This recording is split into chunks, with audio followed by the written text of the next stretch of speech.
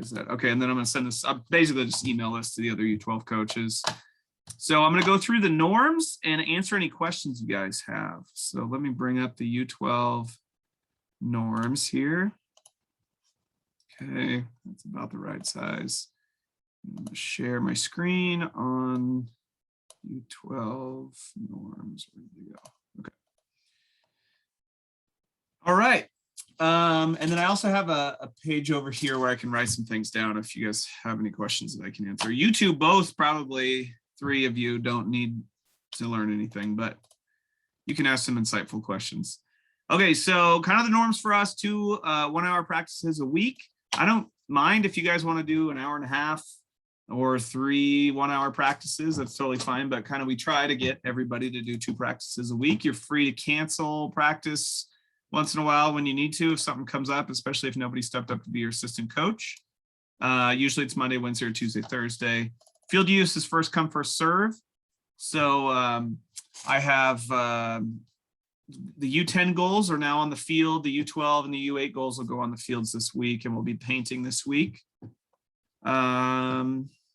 You should have gotten a set of pop-up goals that you could also use anywhere. So you could go have practice at the Castle Park or at Les Schwab Fields, and just have practice in any random place you want that has grass. Probably a good idea to have practice in a public place though. Keep them moving.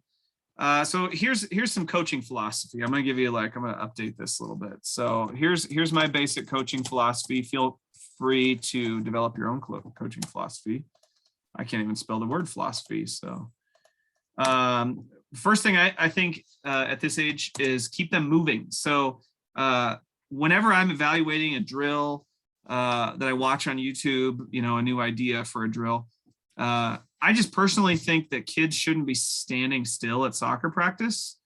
And so rather than have one kid shoot at the goal at a time and everybody else stand in line waiting for their turn, I would say have them all shooting at the goal at the same time, and then have them all going to get their ball at the same time. And then, but you can set up circuits where they're shooting through this and they're dribbling through that, and then they're back in line and they're only in line for 15 seconds, and that can work too. But just kind of try to find some drills where the kids are moving a lot, because it'd be great if they could get their endurance training while they're getting their soccer training. Okay, another philosophy I have at this age group is that the athlete experience, I don't know how to spell the word athlete today either. Oh, there you go. Athlete experience should be positive. So, in the 1950s, when my dad went to boot camp, I'm sure they didn't care what his experience of boot camp was. They were just concerned about making a great soldier. But don't treat your athletes like they're little soldiers and send them home upset, but rather that might have worked on a soccer team in the 1950s or something. But I want the kids in our program should go home with a great experience every day. They should feel valued. They should feel like they improved or they learned something new. They should believe that their coach cares about them. They should believe that their teammates value them. And that's a higher priority than playing soccer. Kids' mental health with COVID and with the lockdowns, it's man, there's a reason that we have more kids signed up for soccer this year than we've ever had. And it's because parents want to get their kids doing things outside with other kids. And so, regardless about whether or not a kid is going to be a star player on your team, I really want every kid to feel valued and feel like they have worth, because they do.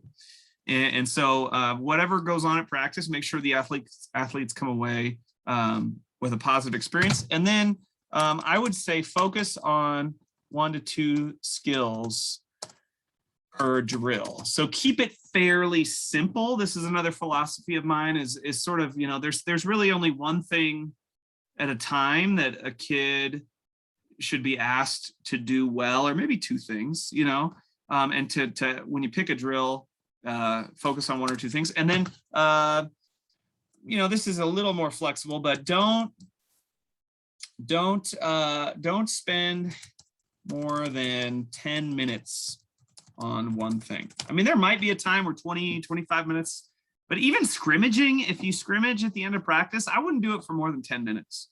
I just think that, you know, as a classroom teacher for a long time, the more, you know, there's definitely, as adults, we can spend 20 minutes, we can spend 30 minutes, an hour trying to really figure something out, or maybe even hours, you know, but kids, like, they have a very short attention span, and they want, one of the things that will make it a positive experience for them is that things are changing and new opportunities are coming about. And what I try to do is find 4 things that they like and put that together in a practice.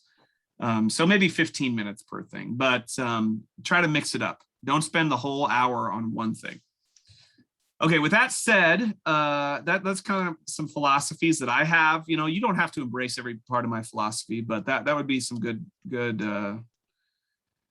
practices probably. There's 3 things I try to throw into a practice. So dynamic warm up with the ball. So when I was a kid in the 90s, they would have us all sit in a circle and stretch, you know, and I remember I was in college, a professor in muscle physiology who said, yeah, that's the worst thing you could do for your muscles is stretch them when they're cold. And so rather than start with stretching, I would recommend you end with stretching if you're going to stretch at all. I never have kids stretch, just, I don't know, maybe I should, but start with warming up their muscles by using their muscles, and that will start to bring blood to the muscle and make it function. And so don't start with sprints, don't start with really hard kicks on the ball, but start with kind of like high knees. So dynamic warm-ups are not just a thing in soccer, they're just a thing in general. So you'll see like cross-country runners doing this, and they're kicking their hands with their knees. You know, I like to try to get the ball involved. And so what I'll do is I'll have them, okay, touch the ball with every other foot, and now try to roll the ball forward and kind of taking a step and touching the ball every step, teaching kids to use their feet, both feet when they dribble the ball. So high knees with the ball and moving the ball, rolling the ball by touching the bottom of your foot on the top of the ball. Then I'll usually maybe have them, I don't even know what that's called. It's called a Madrona, I think, where you hit the ball, like you take your leg and you put your other foot behind your leg and hit the ball. I don't know if that makes sense, but I think that's called Madrona. And so kind of hitting the ball with the opposite leg behind the foot, or just, you know, hitting the ball with the inside. So you might tell them, okay, dribble down and only use the inside of your left foot and then your right foot, you know, all the way down. And then come back, only touch the ball with your laces, and touching the ball every step is what I always try to emphasize, using both feet. Let's see, high knees, Madrona. What else do we usually do? Kind of shielding.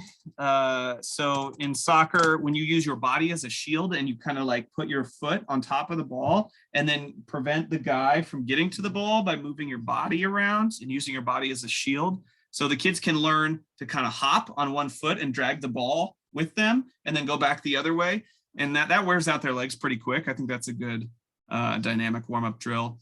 And then there's something called soft toss that I would recommend you learn, where basically with a partner, and you can eventually get them to where they're doing this back and forth with a partner and moving, but basically one partner throws the ball to the other guy's insole. And so like there's 2 places to hit the ball primarily with your foot. I mean, you could definitely come up with some more, but if you hit the ball with the inside of your foot, you know, you kind of have to turn your leg and tap the ball like this.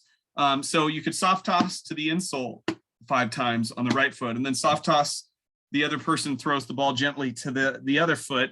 And so take it on the insoles on each foot 5 times and just tap it right back. And then, I don't know why I put my shoe back on, and then take it on the laces of your foot 5 times. And that's the word soft is key here. They softly toss it right to where the kid's foot is. And then the kid softly touches the ball back to his partner. So just learning how to touch the ball with different parts of your foot and doing it quickly and efficiently, you get 20 touches in 30 seconds potentially. And then soft toss can move to the thighs. And so now throw it up, he takes it on his thigh, and then he taps it back with his foot, and 5 off of this thigh, and then 5 off of that thigh, and then maybe 5 off the chest, onto the thigh, onto the foot. And so by the time this is over in 2 minutes, they've taken the ball off of 1, 2, 3, 4, 5, 6 places maybe off their body and returned it to their partner. And then they switch. And the other guy does the same thing to the other guy. And so it's two guys back and forth with the ball. And you can get a lot of touches really quickly. That would be another coaching philosophy, is get a lot of touches in little time. So as many touches as you can get in as small amount of time as possible. That's good, efficient coaching. Soft toss is definitely, I'm going to highlight that. That's a very valuable thing to learn and do with them. And so then that's just your warm up, you know, and that should take 10 or 15 minutes. And in 10 or 15 minutes, they've done a bunch of weird things with the ball that are making them more coordinated. It's really not about learning to pass. It's really not about learning to shoot. It's not learning about working as a team. It's about individual player coordination. And also getting blood in the muscles. Okay. And then it's time to move on to the second phase of practice, which is, I would say, drills. And this is just the way I do it. So passing and shooting drills. In U12, I hope they already know not to kick the ball with their toe when they're little kids. I teach coaches to say no to the toe and tell the kids, say no to the toe. But if they're still using their toe to kick the ball, teach them about that insole, teach them about the laces, and start working with them in soft toss to kick the ball correctly. A really fun passing drill that's kind of a shooting drill that I just learned. I love to get those same two partners that were doing soft toss. I love to get them still together about 15 yards apart. And depending on their talent and the age, maybe 20 yards apart.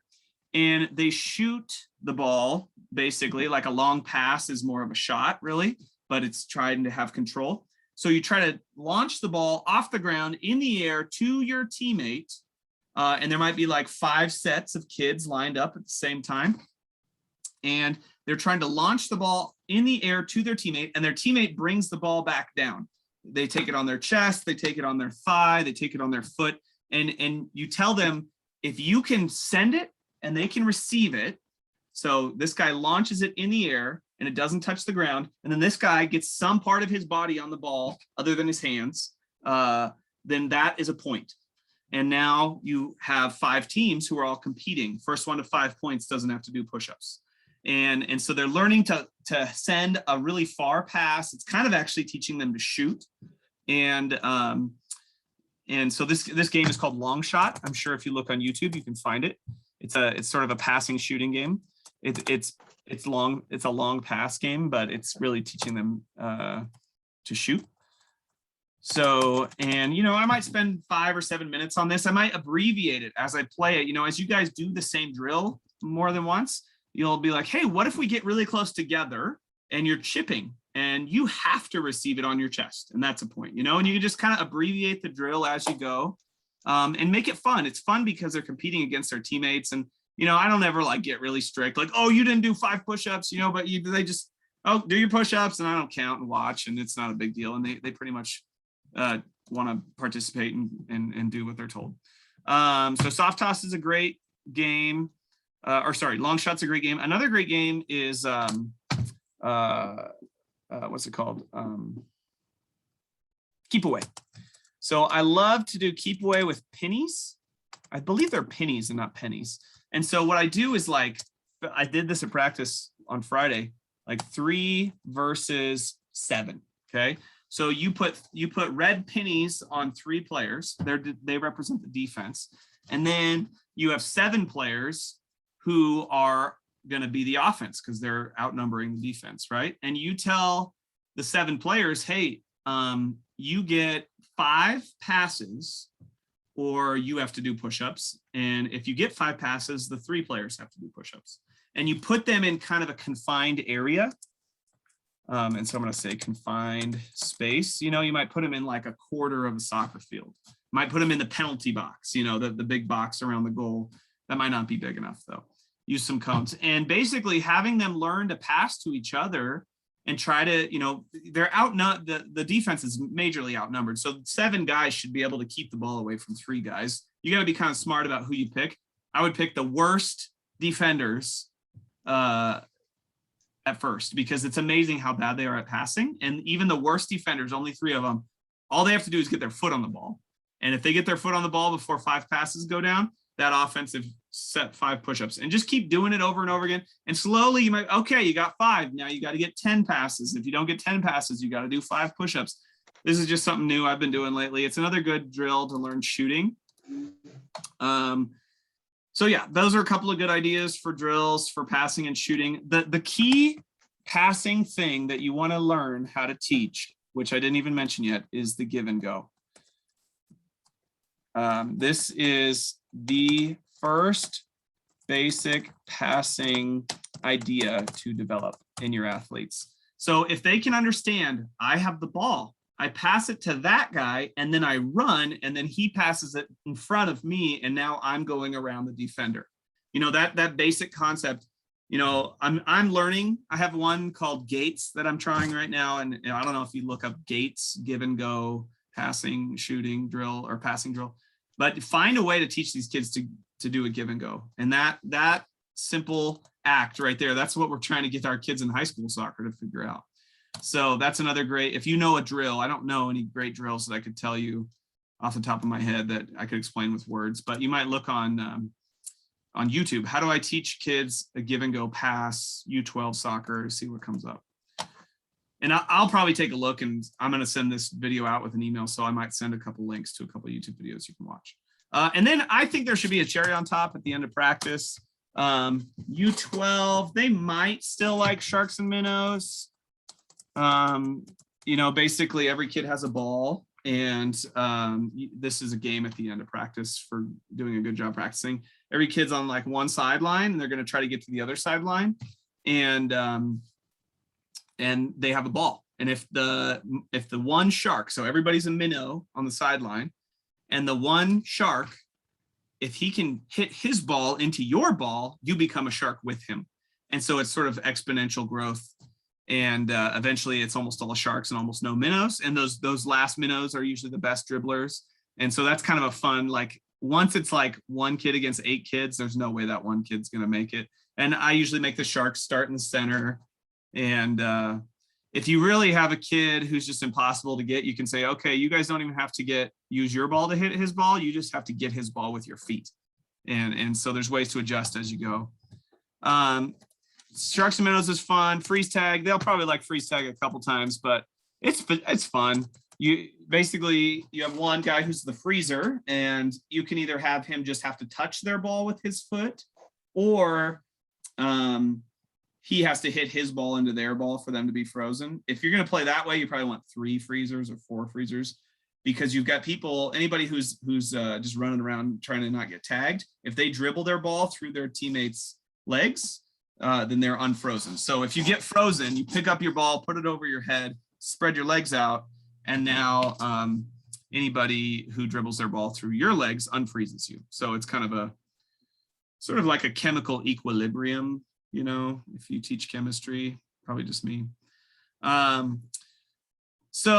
Anyway, those are a couple fun games. And then I think every practice should end with scrimmaging, or not always, but I think scrimmaging on 2, that's why I got everybody pop-up goals. I think you got 8 kids, actually, I think U12, we might have like 10 kids or 11 kids on a team, right? So, yeah, so you can play 5-on-5 on the small goals. I put cones around the small goals and say nobody can go inside that space. And so like 6-8 feet away from the goal, they have to make good passes to get their ball in the goal, because there's nobody standing right in front of the goal blocking it, but they're standing right in front of you. And so if you have some quick passes and one guy just puts an easy pass into the goal, that's how you score. So put some cones around those pop-up goals to get it to be more about passing and less about it can be like almost impossible to score on a 6-foot wide goal if you got a kid standing right in front of the goal. So when I go 5v5, I don't let anybody play goalie. Okay. Whatever happens, I think I already said this, every kid should have fun and feel valued out there. Teach them to work hard, teach them to respect you, teach them to respect each other. This is a chance to teach these kids about life. You're not just teaching them about soccer. And and we do want to create kids who are winners in life. And so I haven't ever emphasized this before, but I just want to say it, like winning is good. It is good to be a winner. So it is not a bad thing to try to win soccer games and to try to score goals. But it is not the top priority of our organization. We want to develop these kids as human beings, as players, as people. And so teaching them how to lose with dignity, like if they lose, to be respectful, to be courteous, to be able to lose at something too, and still pick yourself up and keep going. I think that's good to teach them as well. For your games, you have an hour and a half on the field, but your game is only 2 30-minute halves. And so you got 2 30-minute halves, a 10-minute halftime, but you got 90 minutes on the field. So you got a few minutes at the beginning to warm up. There will be referees who are trained. They're high school kids who I have trained, who are just regular high school soccer players. They're learning. So don't yell at them. Be nice to them. Feel free to talk to them after the game and tell them, hey, I think you need to look for this, but I usually try to sandwich, especially with a stranger, somebody you don't know, sandwich a compliment, corrective statement, compliment, so give them a couple of things they're doing well and give them something like, hey, offsides, you need to look for this. But, if you miss an offsides call during the game, I could see being upset about that, but just it's, winning is good, but being respectful and being a good example to our other players is more important than making sure the refs make every call correctly. The top priority is shin guards. I don't really care about soccer cleats versus football cleats. I think there's a kid playing this year who I talked to his dad and he's wearing football cleats. And I said, yeah, I don't really care. Maybe, I don't know. I don't think it really matters. Obviously if they had metal cleats, like in baseball, that wouldn't work. But, the big thing is shin guards. Kids need to be wearing shin guards. So you're going to play 7v7. So there should be plenty of time for everybody to get 50% of the game in. And you're going to use a size 4 ball. You have 2 30-minute halves. Feel free to have kids play the entire 30 minutes and then other kids play the other 30 minutes, or feel free to sub.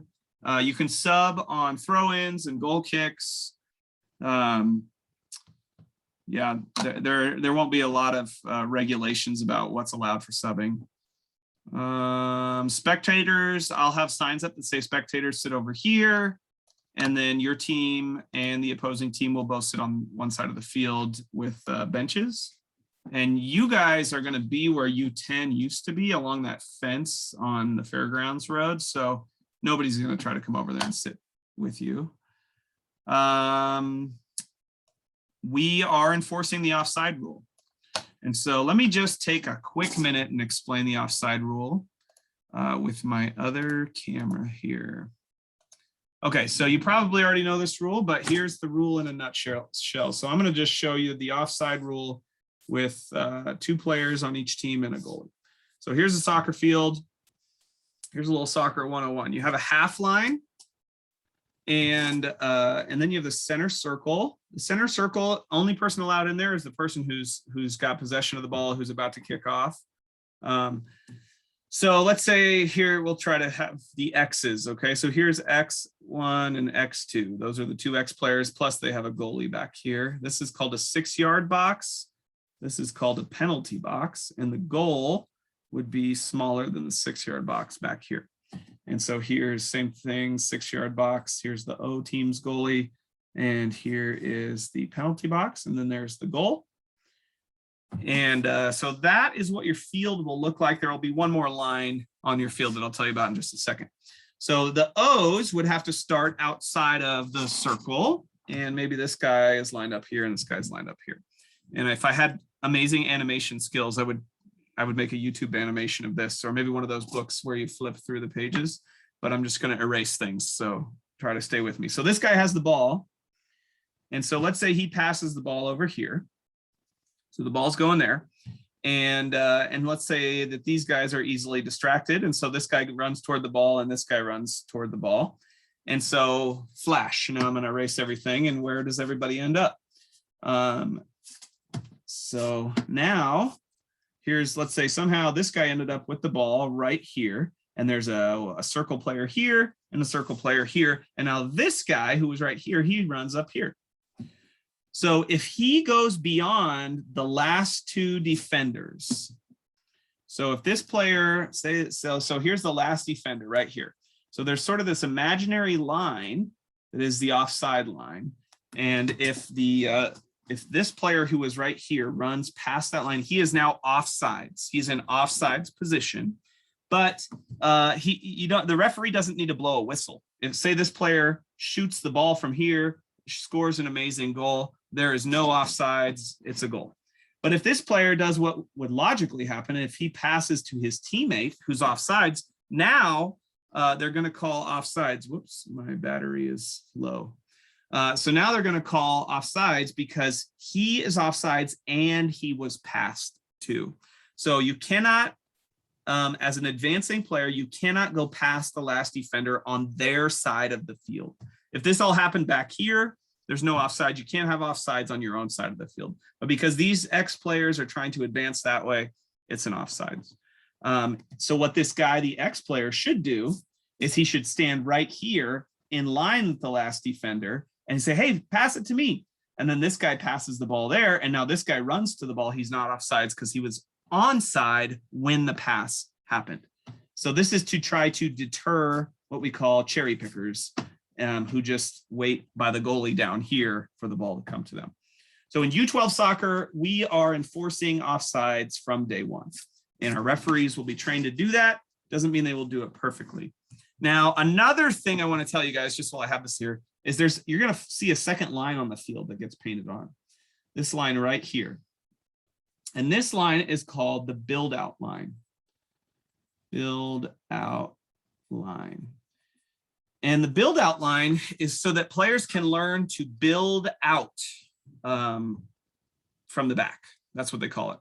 So basically, anytime the goalie, so say the X's are here and they're trying to score, anytime the X's give the ball to the goalie, so now the goalie has the ball, and maybe there's a couple of white player or a couple of circle players here. So once this goalie gets possession of the ball, that little black dot represents the ball. These two X players have to retreat or be on their way to retreating behind the build out line. And this is to teach kids to pass out from the back. And so this goalie, say this goalie has another player right here, this goalie should give that kid the ball. And then that kid should maybe wait if this X, it starts coming back. So these X players moved back behind the build out line. And so now there's this player here and this player here. And so this guy's like, oh, I got to go put pressure on him. He's got the ball now. He should then pass it to this kid. Okay. And then maybe there's another circle player up here and he should pass it to that guy. And so we're trying to teach the kids to play out from the back. And so another rule, that's what the purpose of this line is. It's called the build out line. And it's anytime the goalie gets the ball or if there's a goal kick. So if the X's kick the ball out of bounds and the goalie has a goal kick, or he puts the ball in that corner, he can actually put the ball anywhere on this line for a goal kick. So when the goalie does that, the X players also need to retreat behind the build out line. So I don't know if that makes total sense, but you can watch a video about the purpose of a build out line on YouTube and probably learn some more. So if we look back at my norms here, no, it's U10. Where'd my U12 norms go? They're there. Okay. Let's see. I think I have something about the build out. Yeah. So no punting. So this is a unique thing about U12. We actually do this because we do small sided games all the way to U15 where it's not a big soccer field. So we say that no punting. Goalies are not to drop kick the ball. Teams are to learn the goalie, everybody retreats behind the build out line and they don't have to be on the other side of it yet. They just have to be on their way there. And the goalie, if he's got possession of the ball, he can give it to one of his teammates just right on the ground, nice and easy. And now we're going to start passing out from the back. We're going to learn to build out from the back. That's why they call it the build out line. But goalies can throw the ball. In U12, you might have some pretty beefy kids who can really huck that thing. And so that's, I may have to, I don't know. I don't know what, these aren't my rules that I came up with. This was like National Soccer Federation or something. Developed these new ideas about how to have kids learn how to play soccer. So the build out line is behind the circle that the opposing team has to go behind. So it's not a quarter of the field. We painted that wrong a couple of years ago and it was way too close to the goal. It's supposed to be, maybe a third of the field down on each side. So we're going to paint it. I did some measuring. We're going to paint it in a better spot so the kids actually have some advantage when the other team goes behind the build out line. You can watch a whole video on advantage. If you look at what is advantage in soccer, if you want to know why a handball might not always get called. Fouls always result in a direct kick. They're not allowed to head the ball in U12. That's a National Federation or NSF, I don't remember, big soccer organization who made a rule. So now if we go against their rules, we'd probably get sued. So kids aren't allowed to do headers until U15. So that's an indirect kick. So an indirect kick means you can't kick it directly into the goal. It has to go indirectly into the goal. A direct kick, when there's a normal foul, means you can kick it right from that spot, put it in the back of the net, and it counts as a goal. So with an indirect kick, the header is one of the only times where you'd see that. Otherwise, maybe an injury and they're just restarting the game. But an indirect kick means basically, hey, just pass it to one of your teammates and start moving forward. I'd love for the kids to hit elbows and say good game to each other. And then there should be snacks. Donated by the parents. So hopefully you got a team parent who's organizing everybody to bring snacks one day, eat the snacks after the game so the kids don't throw up during the game. Okay.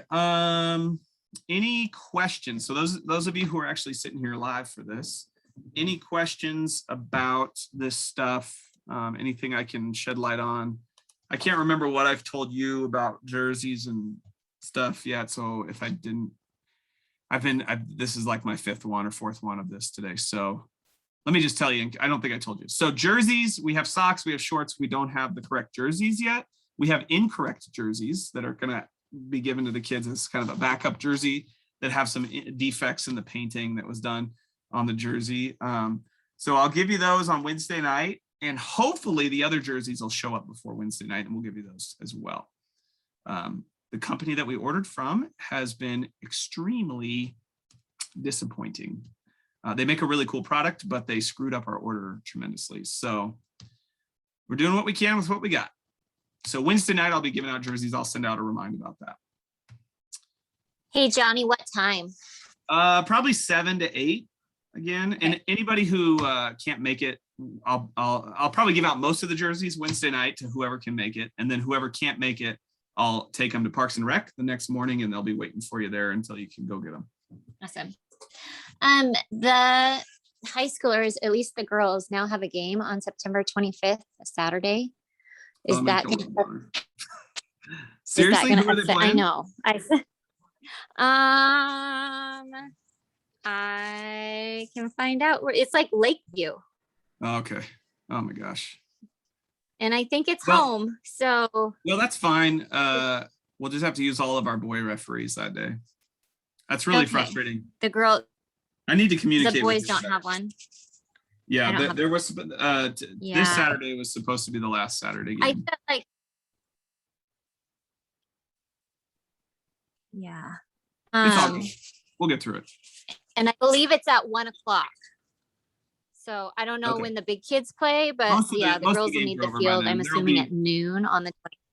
Yeah, there will be some games going still, but we're not playing on the high school fields this year, so it is feasible that we could actually all be there at the same time.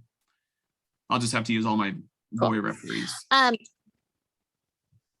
Okay. Are you going, speaking of referees, are you going to have a meeting this week with them before the Saturday game? Yes, Friday night.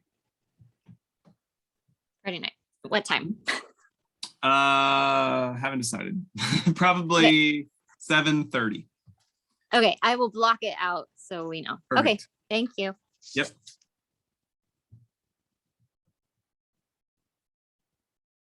Okay, any other questions? Johnny, it's Devin. We need to get more supplies.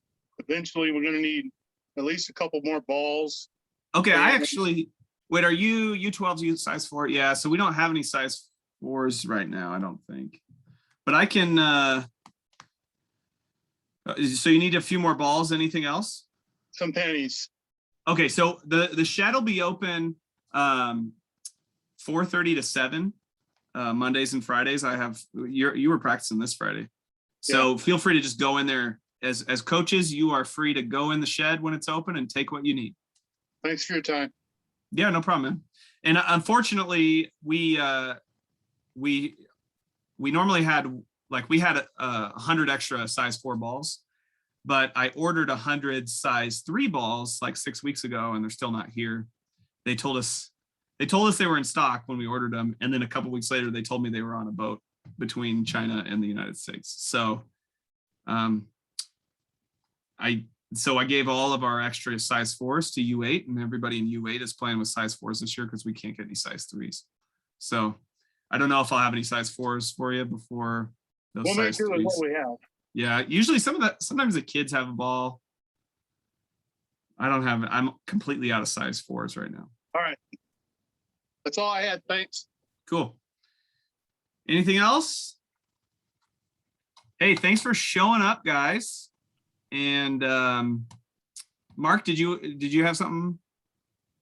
No, I'll catch up with Devin later about a first aid kit. I know I have a personal one, and as the EHS coordinator, I've got plenty of access to first aid kits. I really don't know what we have on site.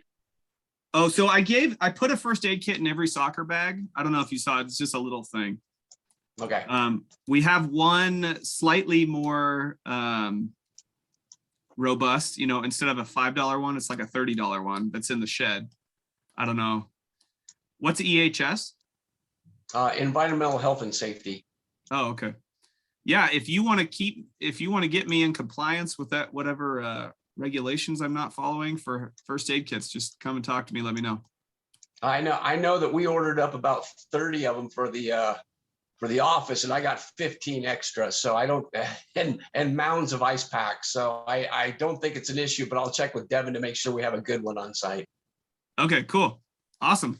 Thanks, Mark. All right. Well, thanks for coming, guys, and have a great Sunday. I'll see you later. Thanks, Johnny.